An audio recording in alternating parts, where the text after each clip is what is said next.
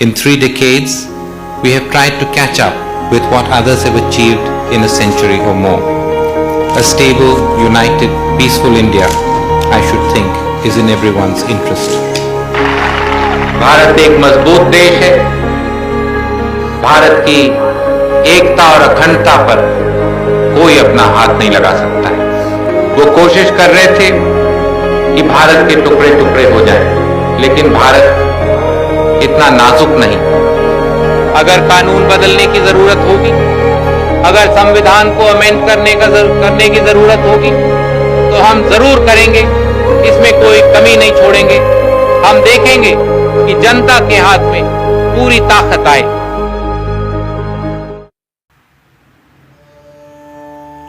आज सारा देश के पूर्व प्रधानमंत्री राजीव गांधी जी की जयंती मना रहा है। राजीव गांधी जी देश के सबसे युवा प्रधानमंत्री थे। ये 40 साल की उम्र में प्रधानमंत्री बने थे। इंदिरा गांधी जी के निधन के बाद इन्हें देश का प्रधानमंत्री बनने का सौभाग्य मिला। राजीव गांधी ने जो कार्य किए इस देश के लिए, देश के विकास के लिए, वो शायद ही कोई भुला पाए इस देश का नागरिक। उन्होंने दूरसंचार क्रांति ले आई। वोट देने की उम्र जो थी, पहले युवाओं को 21 साल की उम्र, 21 साल के पहले मताधिकार का नहीं दे सकते, मत नहीं दे सकते थे। उसको उन्होंने 18 साल की उम्र पे ले आए और इसके पीछे उनका एक लॉजिक था कि देश की युवाओं की भागीदारी बढ़े। इस लोकतंत्र को, गणतंत्र को मजबूत करने के लिए देश का युवा आ गया है, उन्हें प्रोत्साहन मिले, इसलिए उन्होंने 21 साल से उम्र 18 साल कर दी। और इसके अलावा कंप्यूटर क्रांति, पंचायती राज व्यवस्था उन्होंने जो 1992 में लागू हुई, लेकिन उसकी पूरी रूपरेखा जो थी वो सारा कुछ वो तैयार कर दिए थे अपने जीते जी। और इसके अलावा एक उन्होंने बहुत बड़ा काम किया, शायद कुछ लोगों को याद हो या नहीं हो सकता है कुछ नई पीढ़ी को। नवोदय विद्यालय के पीछे लाने के पीछे उनकी जो मंशा थी राजीव गांधी की, वो ये थी कि एक गरीब का भी बेटा, एक किसान का बेटा, एक मजदूर का बेटा, वह भी एक बड़े विद्यालय जैसे, जो उसकी क्षमता नहीं है कि वह बड़े पब्लिक स्कूल में पढ़ा सके या विदेशों में भेज सके, तो उन्होंने इसके लिए एक व्यवस्था की। वो लेके आए 1986 में। 1986 में देश भर में उन्होंने 551 नवोदय विद्यालय खोले गए, जिसमें 12वीं तक की पूरी मुफ्त शिक्षा दी जाती है। उनके रहने खाने की सारी व्यवस्था, उनका हर चीज, मतलब नवोदय से एक आज भी है कि नवोदय से निकला हुआ छात्र जो है एक अलग होता है। देश की अगर लोक संघ सेवा आयोग की जितने भी परीक्षाएं होती हैं उसमें ज्यादातर जो है नवोदय के बच्चे आज भी उत्तीर्ण हो पाए।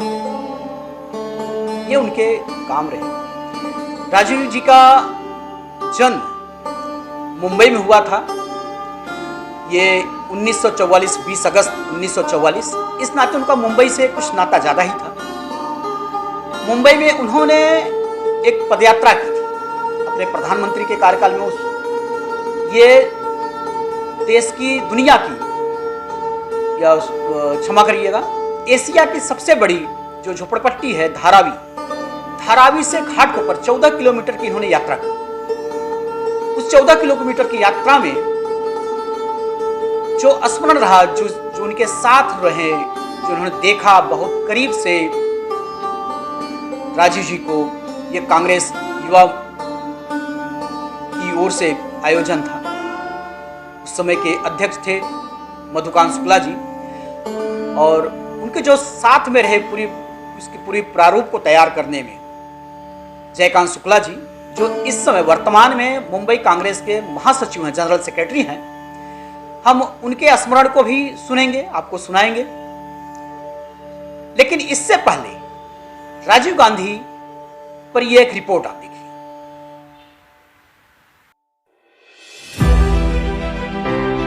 सपने देखने की कोई उम्र नहीं होती, लेकिन जब सपने देखने के लिए युवा आंखें हो तो सपने बड़े होते हैं, मजबूत होते हैं और पूरे भी होते हैं।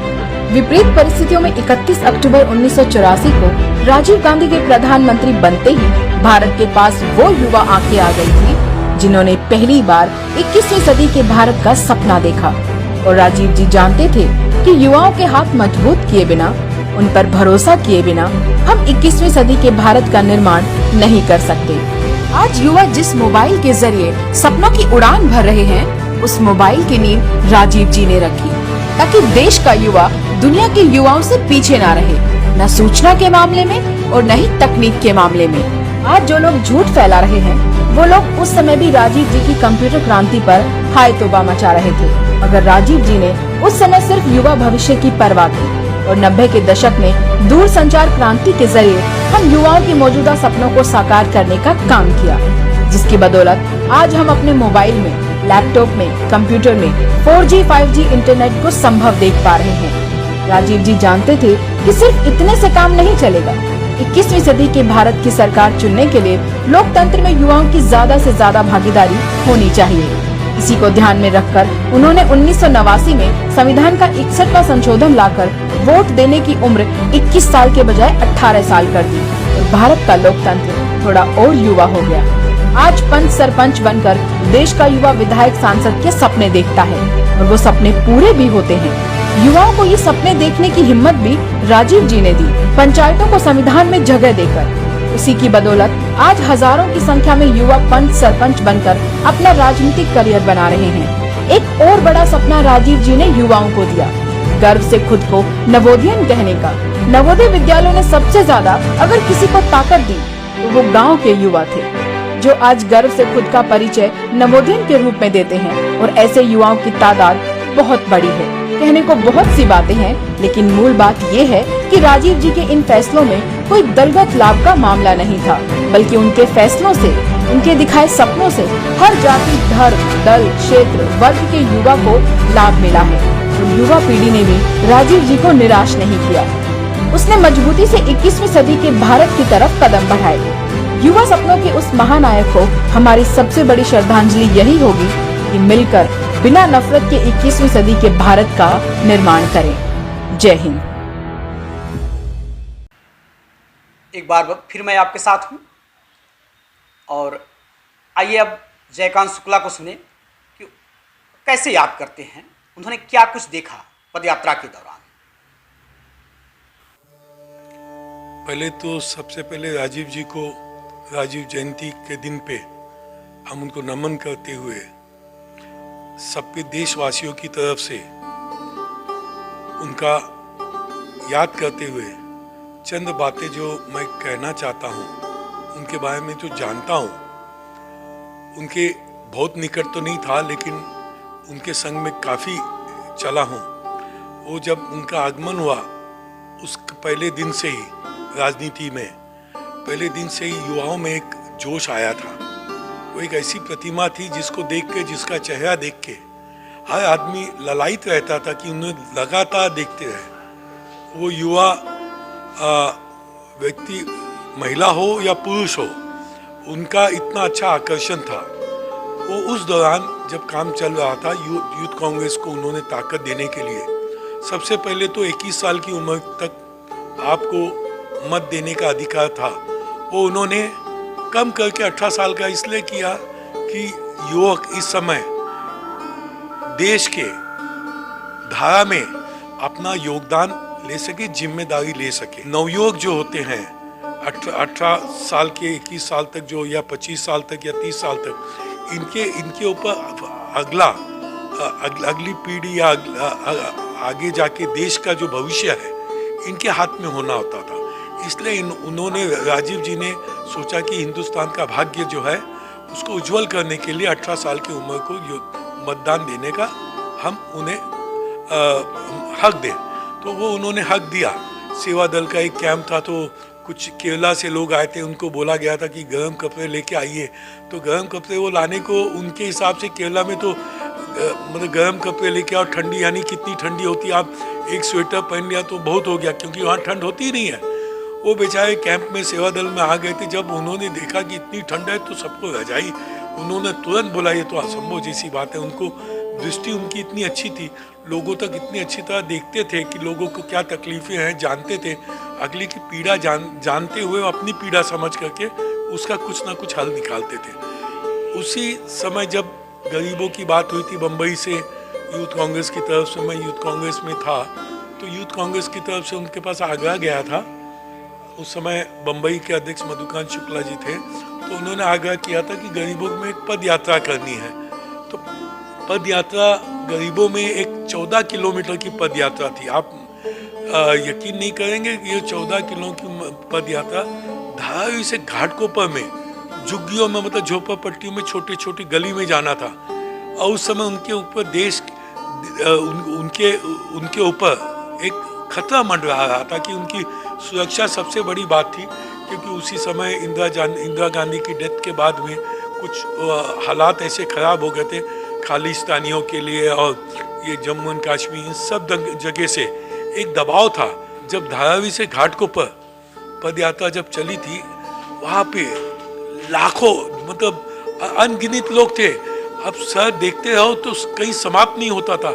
ऐसा लगता था कि लोगों का एक जमावड़ा इतना ज़्यादा था, ऐसा लगता था कि लोगों की एक नदी या समुद्र पूरा देखते रहो तो समुद्र जैसे ख़त्म नहीं होता, उस किस्म की भीड़ उमड़ी थी। के बाद उन्होंने बम्बई में झुग्गियों के लिए 100 करोड़ रुपया अनुदान केंद्र सरकार की तरफ से धारावी के लिए दिया।